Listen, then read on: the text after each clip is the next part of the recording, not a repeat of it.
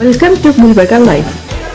महिला बाल विकास मंत्री के नाम पे धब्बा। स्मृति ईरानी, वेयर आर यू? कहाँ छुप के बैठी है स्मृति ईरानी? का एमपी प्रज्वल रेवन्ना हैवान, दरिंदा, भगोड़ा इंसान, हमारे माँ बहन बेटियों के साथ रेप कर अश्लीलता की वीडियो बनाकर उनको सरेआम नीलाम करने के वास्ते हमारे देश से भगोड़ा इंसान भाग गया है। ಮಹಿಳೆಯರಿಗೆ ರಕ್ಷಣೆ ಇಲ್ಲ, ಅದಕ್ಕಾಗಿ ನಾವೆಲ್ಲರೂ ಕೂಡ ಒಗ್ಗಟ್ಟಾಗಿದ್ದೇವೆ, ಸಂತ್ರಸ್ತೆಯರ ಪರವಾಗಿ ನಾವಿದ್ದೀವಿ। ನಾವೆಲ್ಲರೂ ಕೂಡ ಇವತ್ತು ಜಾಥಾವನ್ನು ಮಾಡೋದ್ರ ಮುಖಾಂತರ ನಿಮ್ಮ ಜೊತೆಗೆ ನಾವಿದ್ದೇವೆ, ಧೈರ್ಯವಾಗಿ ಬಂದು ಕಂಪ್ಲೇಂಟ್ ಕೊಡಿ, ನಿಮ್ಮ ರಕ್ಷಣೆ ನಮ್ಮೆಲ್ಲರ ಕರ್ತವ್ಯ ಅನ್ನೋದನ್ನ ನಾವು ಹೇಳ್ತಾ ಇದ್ದೇವೆ। महिला बाल विकास मंत्री के नाम पे धब्बा। स्मृति ईरानी, वेयर आर यू? कहाँ छुप के बैठी है स्मृति ईरानी? तुम्हारा खून तब घोलता है जब राहुल गांधी जी ने तुम्हें फ्लाइंग किस नहीं भी दिया है तो पूरे देश में मेरे को राहुल गांधी फ्लाइंग किस दिए बोले। जब 3000 वीडियो वायरल हो रहे हैं हमारी माँ बहन बेटियों के, तेरे कान में सुनाई नहीं देती आवाज, तेरे आंखों को दिखाई नहीं देता, तेरी आवाज क्यों नहीं निकलती, तेरा बयान क्यों नहीं आता? Where are you Smriti Irani? Where are you Mahila Morcha, BJP महिला मोर्चा? रिसेंटली 2 हफ्ते पहले हमारी हुबली की एक नेहा के साथ में कत्ल हुआ था, उसके लिए बीजेपी वाले सड़कों पूरे स्टेट वाइड प्रोटेस्ट करे। क्यों तुम्हारे हिंदू महिलाओं का आज तुम्हें दर्द नहीं हो रहा? उन 3000 औरतों का तुम्हें दर्द नहीं हो रहा? उनकी पुकार, उनकी गुहार तुम्हें सुनाई नहीं दे रही है? क्यों तुम्हारा खून नहीं खोल रहा है? तुम्हारा खून तभी खोलता है क्या जहां कोई मुस्लिम एंगल दिखता है या अपोजिशन एंगल दिखता है, तभी तुम्हारा खून खोलता है, वरना तुम्हारे को कुछ सुनाई देता है ना कुछ दिखाई देता है। अरे शर्म आनी चाहिए BJP JDS alliance, NDA alliance, धिक्कारा है तुम्हारे को शर्म आनी चाहिए। तुम पे थूकती हूँ, लानत देती हूँ, कलबुर्गी के महिलाओं की तरफ से लानत देती हूँ, थूकती हूँ, थू बीजेपी। जेडीएस पार्टी हसन का एमपी प्रज्वल रेवन्ना हैवान, दरिंदा, भगोड़ा इंसान, हमारे माँ बहन बेटियों के साथ रेप कर अश्लीलता की वीडियो बनाकर उनको सरेआम नीलाम करने के वास्ते हमारे देश से भगोड़ा इंसान भाग गया है, जिसका हम कड़े अल्फाजों में, सख्त अल्फाजों में कड़ी निंदा करते हैं और विरोध करते हैं।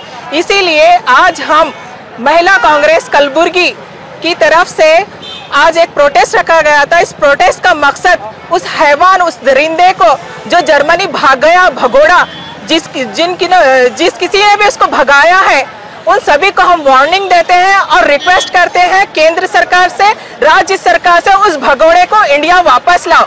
जैसे कि हम देखते हैं कि मोदी जी जो अपना परिवार कहते हैं, उनके परिवार में कौन कौन शामिल है? उनके परिवार में कुलदीप सिंगर, ब्रिजभूषण सिंह जो आईटी सेल के जो भी उनके बीजेपी के आईटी सेल के जो भी मेंबर हैं जो रेप केस में शामिल हैं, उन हर किसी के साथ रेप करते हैं। हर उस व्यक्ति के साथ बीजेपी और मोदी सरकार उनके सपोर्टर्स बन के खड़े होते हैं। ये समझ में आता है कि उन्होंने बेटी बचाओ तो बोले हैं, किससे बचाओ बोले हैं? बीजेपी से बचाओ बोले हैं, तो हम समझे नहीं। उन्होंने बेटी बचाओ बोले हैं, बेटी बचाओ का नारा लगाकर बीजेपी से बचाओ बोले हैं। इसलिए वो हर हमेशा जो रेप करता है, जो महिलाओं के साथ ज्यादती करता है, हर उस इंसान के साथ मोदी सरकार खड़े हुए रहती है। उसमें और एक नाम शामिल हुआ है, वो हैवान का नाम है प्रज्वल रेवन्ना।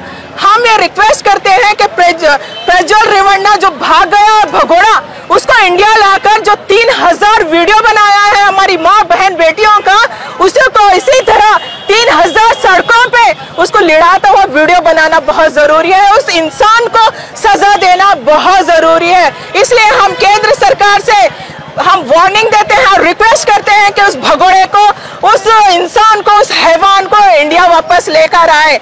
हमें सोचना चाहिए हमारा वोट किसको जा रहा है। ये उस इंसानों को जा रहा है जो ऐसे एमपी और एमएलए को जा रहा है जो हमारे माँ बहन बेटियों के साथ रेप कर रहे हैं, ज्यादती कर रहे हैं। एक ऐसी महिला के साथ वो दरिंदे ने हैवानियत की है जो उसके दादी की उम्र थी। वो रिक्वेस्ट करते करते थक गई कि तेरे बाप को और तेरे दादा को मैं तेरे हाथ से खाना खिलाई हूँ, मेरे को बख्श दे, मेरा वीडियो मत बना। फिर भी उस इंसान ने नहीं समझा। वो कैसी तरबियत लेके पैदा हुआ है, कैसी तरबियत उसने ली है, समझ में नहीं आता। वो जो कोई भी होगा दरिंदा, उस प्रज्वल इंडिया वापस लाना चाहिए, ये हमारी सख्त से सख्त हमारी मांग है महिला कांग्रेस की तरफ से। ದೇಶ ಹೊತ್ತಿ ಉರಿತಾ ಇದೆ, ಕರ್ನಾಟಕದ ಘಟನೆ ಹೊತ್ತಿ ಉರಿತಾ ಇದೆ ಇಡೀ ಪ್ರಪಂಚದಲ್ಲಿ. ಕಾಮಕನಿಗೆ ರಕ್ಷಣೆ ಕೊಡ್ತಾ ಇರ್ತಕ್ಕಂಥ ಬಿಜೆಪಿ ಕೇಂದ್ರ ಸರ್ಕಾರಕ್ಕೆ ನಮ್ಮೆಲ್ಲರ ಧಿಕ್ಕಾರ. ಕಾಮಕನ ಅಂತ ಗೊತ್ತಾಗಿದ್ರು ಕೂಡ ಅವನಿಗೆ MP ಟಿಕೆಟ್ ಅನ್ನ ನೀಡಿ ಅವನ ಪರವಾಗಿ ಬಂದು ಪ್ರಧಾನಮಂತ್ರಿಗಳು ಅವನಿಗೆ ಓಟಾಗಿ ಗೆಲ್ಸಿ ಅಂತ ಅವನ ಪರವಾಗಿ ಭಾಷಣ ಮಾಡಿದ್ದಾರೆ. ಮೋದಿ ಅವ್ರಿಗೂ ಧಿಕ್ಕಾರ. ಇವತ್ತು ಕಾಮಕನ ವಿರುದ್ಧವಾಗಿ ಎಲ್ಲಾ ರೀತಿ ಮಾಹಿತಿ ಇದ್ರೂ ಕೂಡ ಅತ್ಯಾಚಾರಿಯನ್ನೇ ರಕ್ಷಣೆ ಮಾಡ್ತಾ ಇರ್ತಕ್ಕಂತಹ ಕೇಂದ್ರ ಬಿಜೆಪಿ ನಾಯಕರಿಗೆ, ಮೋದಿ ಸರ್ಕಾರಕ್ಕೆ ಧಿಕ್ಕಾರ.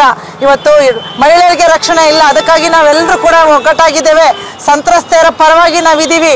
ನಾವೆಲ್ಲರೂ ಕೂಡ ಇವತ್ತು ಜಾಥಾವನ್ನ ಮಾಡೋದ್ರ ಮುಖಾಂತರ ನಿಮ್ಮ ಜೊತೆಗೆ ನಾವಿದ್ದೇವೆ, ಧೈರ್ಯವಾಗಿ ಬಂದು ಕಂಪ್ಲೇಂಟ್ ಕೊಡಿ, ನಿಮ್ಮ ರಕ್ಷಣೆ ನಮ್ಮೆಲ್ಲರ ಕರ್ತವ್ಯ ಅನ್ನೋದನ್ನ ನಾವು ಹೇಳ್ತಾ ಇದ್ದೇವೆ.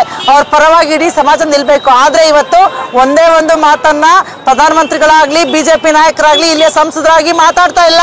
ಮಹಿಳೆಯರ ರಕ್ಷಣೆ ಪರವಾಗಿ ಅವ್ರು ಯಾರು ಇಲ್ಲ. ಮಹಿಳೆಯರ ಅತ್ಯಾಚಾರ ಆಗ್ತಿದ್ರು ಕಣ್ಮುಚ್ಕೊಂಡು ಕೂತಿದ್ದಾರೆ. ಮಹಿಳಾ ವಿರೋಧಿ ಬಿಜೆಪಿ ಸರ್ಕಾರನ ತೊಲಗಿಸ್ಬೇಕು. ತೊಲಗಿಸಿದ್ರೆ ಈ ದೇಶಕ್ಕೆ ಭವಿಷ್ಯ ಇರೋದು. ಬಿಜೆಪಿ ಹಟಾವೋ ದೇಶ ಬಚಾವೋ, ಬಿಜೆಪಿ ಹಟಾವೋ ಬೇಟಿ ಬಚಾವೋ. ಬಿಜೆಪಿಯನ್ನ ಸೋಲಿಸಿ ಮಹಿಳೆಯರನ್ನ ರಕ್ಷಿಸಿ, ಕಾಂಗ್ರೆಸ್ ಅನ್ನ ಗೆಲ್ಲಿಸಿ ಮಹಿಳೆಯರನ್ನ ರಕ್ಷಿಸಿ ಅನ್ನೋದೇ ನಮ್ಮೆಲ್ಲರ ಒಂದು ಕೂಗಾಗಿದೆ. ಇವತ್ತು ನಮ್ಮ ದೇಶದ ಭವಿಷ್ಯಕ್ಕಾಗಿ, ನಮ್ಮ ಮಹಿಳೆಯರ ಭವಿಷ್ಯಕ್ಕಾಗಿ ನಾವೆಲ್ಲರೂ ಕೂಡ ಈ ಬಾರಿ ಕಾಂಗ್ರೆಸ್ ಅನ್ನ ಗೆಲ್ಲಿಸಿ ಕಾಂಗ್ರೆಸ್ ಸರ್ಕಾರವನ್ನು ಅಧಿಕಾರಕ್ಕೆ ತರತಕ್ಕಂಥ ಕೆಲಸವನ್ನ ನಾವು ಮಾಡಬೇಕಾಗಿದೆ. ಗುಲ್ಬರ್ಗ ನಾವು ಸಂತ್ರಸ್ತ ಮಹಿಳೆಯರ ಪರವಾಗಿ ಮಾಡಿದೀವಿ. ಎಲ್ಲ ಮಹಿಳೆಯರು, ಈ ದೇಶದ ಮಹಿಳೆಯರ ಪರವಾಗಿ ಮಾಡಿದ್ದೀವಿ. ಬಿಜೆಪಿ ಸರ್ಕಾರ ಬಂದಾಗಿಂದ ಮಹಿಳೆಯರಿಗೆ ರಕ್ಷಣೆ ಇಲ್ಲ. ಕೊಲೆಗಡಕರು, ಏನು ಅತ್ಯಾಚಾರಿಗಳಿಗೆ ಟಿಕೆಟ್ ಕೊಡ್ತಾ ಇದ್ದಾರೆ. ಸಂಸತ್ ಮನೆಗೆ ಹೋಗ್ಲಿಕ್ಕೆ ಪ್ರಜ್ವಲ್ ರೇವಣ್ಣ ಅಂತ ಕಾಮುಕನಿಗೆ ಅವಕಾಶ ಕೊಟ್ಟಿದ್ದಾರೆ. ಅವನ ಪರವಾಗಿ ಬಂದು ಪ್ರಚಾರ ಮಾಡ್ತಾರೆ ಪ್ರಧಾನಮಂತ್ರಿ ಅವರು. ಅದೇ ಒಂದೇ ಒಂದು ಮಾತನ್ನ, ಒಂದೇ ಒಂದು ಟ್ವೀಟ್ ಅನ್ನ ನಮ್ಮ 3,000 ಹೆಣ್ಣು ಮಕ್ಕಳು ಇವತ್ತು ಪೆನ್ ಡ್ರೈವ್ ಅಲ್ಲಿ ಸಿಗಾಕೊಂಡಿದ್ದಾರಲ್ಲ, ಆ ಪ್ರಕರಣದಲ್ಲಿ, ಸೆಕ್ಸ್ ಸ್ಕ್ಯಾಂಡಲ್ ಅಲ್ಲಿ ಅವ್ರ ಪರವಾಗಿ ಒಂದೇ ಒಂದು ಸಮಾಧಾನದ ಮಾತಾಡೋದಿಲ್ಲ. ನಿಮ್ಮ ಪರವಾಗಿ ನಾವಿದ್ದೀವಿ ಅಂತ ಆ ಕಾಮಕನಿಗೆ ರಕ್ಷಣೆ ಕೊಡ್ಲಿಕ್ಕಾಗಿ ಈ ದೇಶ ಬಿಟ್ಟು ಹೋಗೋಕೆ ಅವಕಾಶವನ್ನ ಮಾಡಿಕೊಟ್ಟಿದ್ದಾರೆ. ಆ ಎಲ್ಲೋ ಹೋಗಿರ್ತಕ್ಕಂಥ ಅವನನ್ನ ಎಡೆಮುರಿ ಕಟ್ಟಿಗೆ ಎಳ್ಕೊಬಂದು ಅವನಿಗೆ ಉಗ್ರ ಶಿಕ್ಷೆಯನ್ನ ನೀಡ್ತಕ್ಕಂಥ ಕೆಲಸವನ್ನ ಸರ್ಕಾರ, ಕೇಂದ್ರ ಸರ್ಕಾರ ಇವತ್ತು ಮಾಡಬೇಕಾಗಿದೆ. ಯಾಕಂದ್ರೆ ಇಂಟರ್ಪೋಲ್ ಜೊತೆ ಮಾತಾಡಿ ಈ ಅವಕಾಶವನ್ನ ಮೋದಿ ಅವರು ಇಷ್ಟೊಂದಾಗ್ಲೇ ಮಾಡಬೇಕಾಗಿತ್ತು. ಒಂದೇ ಒಂದು ಮಾತನ್ನ ಅವ್ರು ಆಡೋದಿಲ್ಲ. ಮಹಿಳೆಯರು, ಬಿಜೆಪಿ ಮಹಿಳಾ ನಾಯಕರಿಗೆ ನಾಚಿಕೆ ಮಾನ ಮರ್ಯಾದೆನೇ ಇಲ್ಲ. ಬೇರೆ ವಿಚಾರಗಳಿಗೆ ಬಂದು ಬೀದಿನಲ್ಲಿ ಬಿದ್ದು ಒದ್ದಾಡ್ತಾರೆ, ಕೂಗಾಡ್ತಾರೆ. ಇವತ್ತು ನಾಲ್ಗೆ ಬಿದ್ದೋಗಿದ್ಯಾ, ನಾಲ್ಗೆ ಸತ್ತೋಗಿದ್ಯಾ ಅವ್ರಿಗೆ ನಾಚಿಕೆ ಮಾನ ಮರ್ಯಾದೆ ಇಲ್ಲ. ತಾರಕ ಇರ್ಬೋದು, ಶೋಭಕ್ಕ ಇರ್ಬೋದು, ಎಲ್ಲಿದ್ದೀರಾ ನೀವೆಲ್ಲ? ಸ್ಮೃತಿ ಇರಾನಿ ಅವ್ರು ಇರ್ಬೋದು, ಎಲ್ಲಿದ್ದೀರಾ? ಯಾಕೆ ನೀವು ಮಾತನಾಡ್ತಿಲ್ಲ? ಒಂಚೂರು ಮಾತನಾಡ್ತಿಲ್ಲ. ಹೆಣ್ಮಕ್ಳ ಪರವಾಗಿ ಮಾತನಾಡ್ಬೇಕಂತ ನಿಮ್ಗೆ ಆಸೆ ಇಲ್ವಾ? ನೀವು ಮಹಿಳೆಯರಾಗಿ ಹುಟ್ಟಿರೋದೇ ಅವಮಾನ, ಮಹಿಳಾ ಕುಲಕ್ಕೆ ಅವಮಾನ, ಮಹಿಳಾ ಕುಲಕ್ಕೆ ಅವಮಾನ. ಇವತ್ತು ಮಹಿಳಾ ಕುಲಕ್ಕೆ ಮಹಿಳೆಯರಾಗಿ ನೀವೆಲ್ಲರೂ ಬಿಜೆಪಿ ನಾಯಕರು ಮಾತಾಡದೇ ಇರೋರು, ನೀವು ಹುಟ್ಟಿರೋದೇ ಅವಮಾನ ಅನ್ನೋದನ್ನ ನಾನು ಈ ಸಲ ಹೇಳ್ತಾ, ತಾಳಿ ಬಗ್ಗೆ ಮಾತನಾಡ್ತಕ್ಕಂಥ ಬಿಜೆಪಿ ನಾಯಕರೇ ನಿಮ್ಗೆ ಎಚ್ಚರಿಕೆ ಮಾತನ್ನ ಕೊಡ್ತಾ ಇದ್ದೀವಿ. ಮಹಿಳೆಯರು ಸುಮ್ಮನೆ ಕೂತ್ಕೊಂಡಿಲ್ಲ. ಮಹಿಳೆ ಮತದಾರರ ಇವತ್ತು ಮನಸ್ಸನ್ನ ಕೆಣಕಿದ್ದೀರಾ, ಮಹಿಳೆಯರಿಗೆ ಅವಮಾನವನ್ನ ಮಾಡಿದ್ದೀರಾ. ಈ ಒಂದು ಚುನಾವಣೆಯಲ್ಲಿ ನಿಮ್ಗೆ ತಕ್ಕ ಪಾಠವನ್ನ ನಮ್ಮ ಮಹಿಳೆಯರು ಕಲಿಸ್ಲಿ ಅಂತ ನಾನು ಕೇಳ್ಕೊಳ್ತಾ ಇದ್ದೇನೆ. ನಾನು ಡಾಕ್ಟರ್ ಪುಷ್ಪಾ ಅಮರನಾಥ್, ರಾಜ್ಯ ಮಹಿಳಾ ಕಾಂಗ್ರೆಸ್ನ ಅಧ್ಯಕ್ಷೆ, ಗ್ಯಾರಂಟಿ ಅನುಷ್ಠಾನ ಸಮಿತಿಯ ಉಪಾಧ್ಯಕ್ಷೆ. ನಾನಿವತ್ತು ಉಗ್ರವಾಗಿ ನಾವೆಲ್ಲರೂ ಎಲ್ಲ ಜಿಲ್ಲೆಗಳಲ್ಲೂ ಕೂಡ ಹೆಣ್ಮಕ್ಳು ಬೀದಿಗೆ ಬಂದು ಪ್ರತಿಭಟನೆ ನಂಬ್ಕೊಂಡಿದ್ದಾರೆ. ಸಂತ್ರಸ್ತೆಯರ ಪರವಾಗಿ ನಾವು ನಿಂತ್ಕೊಂಡು ಧ್ವನಿಯನ್ನ ಎತ್ತುತ್ತಾ ಇದ್ದೇವೆ. ನೀವೆಲ್ಲರೂ ಈ ಒಂದು ವಿಚಾರದಲ್ಲಿ ಪಕ್ಷಾತೀತವಾಗಿ ಬಂದು ಅವ್ರಿಗೆ ಸಮಾಧಾನ ಹೇಳ್ತಕ್ಕಂಥ ಕೆಲಸವನ್ನ ಮಾಡಬೇಕು ಅಂತ ನಾವು ಆಗ್ರಹ ಮಾಡ್ತಾ ಇದ್ದೀವಿ. ಇವತ್ತು ಒಂದು ಪ್ರಜ್ವಲ್ ರೇವಣ್ಣ ಅವರ ಒಂದು ಅಶ್ಲೀಲ ವಿಡಿಯೋ ಪ್ರಕರಣ ಒಂದು ನಾವಿವತ್ತು ಸುಮಾರು ಇಡೀ ಕರ್ನಾಟಕದಲ್ಲಿ ಮಹಿಳೆಯರು ನಾವು ಇವತ್ತು ಬೀದಿಗೆ ಇಳಿದು ನಾವು ಪ್ರತಿಭಟನೆಯನ್ನು ಮಾಡ್ತಾ ಇದ್ದೀವಿ. ಇವತ್ತು ದೇಶದ ನಮ್ಮ ಮಾಜಿ ಪ್ರಧಾನಮಂತ್ರಿ ದೇವೇಗೌಡರವರ ಮೊಮ್ಮಗ, ಇವತ್ತು ದೇವೇಗೌಡವರಿಗೆ, ಮಾಜಿ ಪ್ರಧಾನಿ ದೇವೇಗೌಡರಿಗೆ ಇಡೀ ನಮ್ಮ ದೇಶ ಮಣ್ಣಿನ ಮಗ ಅಂತ ಹೇಳ್ತಿದ್ರು. ಆದರೆ ಈಗ ನೋಡಿದರೆ ಆ ಮಣ್ಣಿನ ಮಗ ಇಡೀ ಫ್ಯಾಮಿಲಿನೇ ಬಂತು.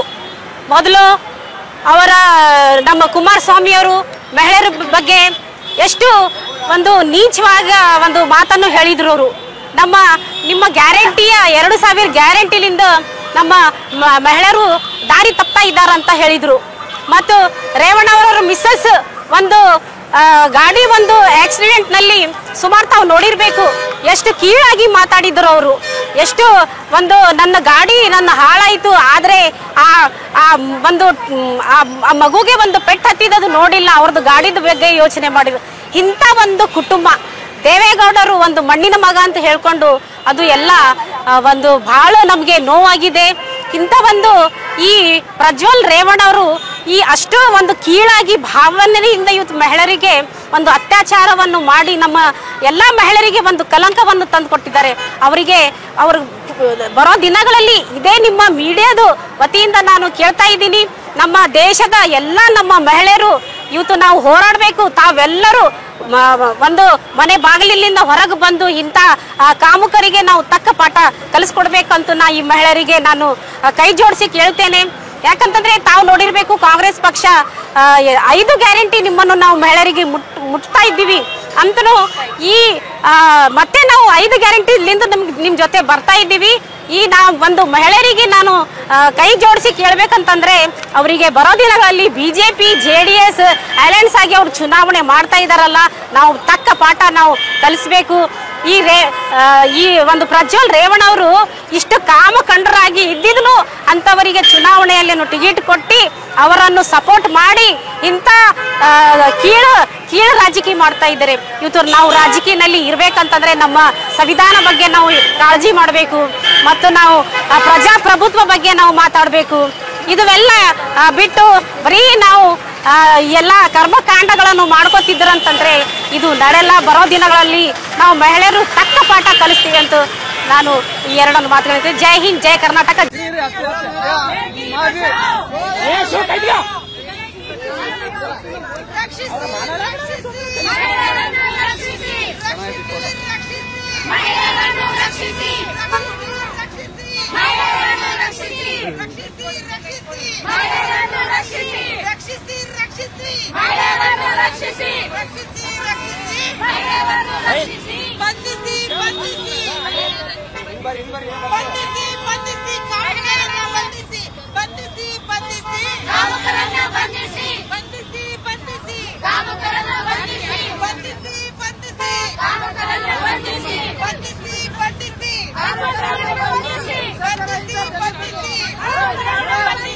बीजेपी हटाओ, बेटी बचाओ।